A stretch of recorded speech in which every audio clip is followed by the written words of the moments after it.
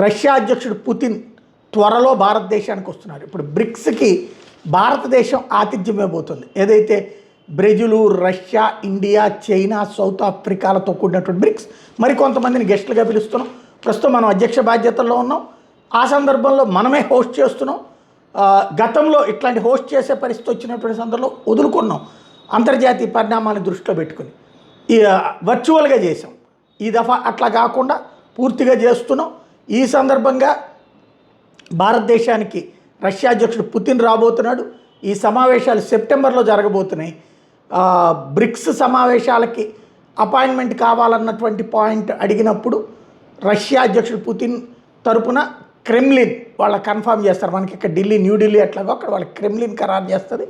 ఖరారు అయినట్టు చెప్పారు. సెప్టెంబర్లో పుతిన్ టూర్ కన్ఫామ్. ఈలోపు ఎలాంటి పరిణామాలు, యుద్ధం ఫ్లేరప్ కాకపోతే ఘనంగా జరుగుతుంది.